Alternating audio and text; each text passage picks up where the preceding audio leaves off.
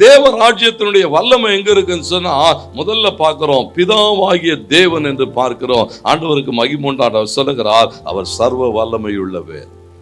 வேதம் சொல்லுகிறது, அவரை குறித்து பேசுகிற போதெல்லாம் அவர் சர்வ வல்லமை உள்ளவர். அவருடைய ராஜ்யம் எப்படிப்பட்டதுன்னு சொன்னா, அது சர்வ வல்லமை பொருந்தின ராஜ்யம். அல்லேலூயா.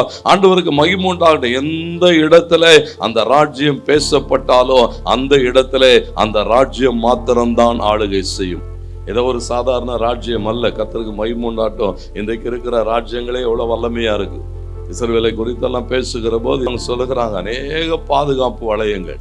நீங்க மேல அந்த மைக்ரோ இதுல கூட உள்ள என்டர் ஆக முடியாதபடிக்கு என்ன வச்சிருக்கிறாங்களா, அத்தனை விதமான பாதுகாப்புகளை வைத்திருக்கிறார்கள். அத்தனை விதமான பாதுகாப்புகளை வைத்தாலும் தேவனுடைய ராஜ்யம் உட்பிரவேசிக்க வேண்டும் என்று தீர்மானிக்குமானால் எந்த இடத்தையும் உடைத்து கொண்டு அது உள்ளே பிரவேசிக்கும். ஏன்னா சர்வ வல்லமையுள்ளவே.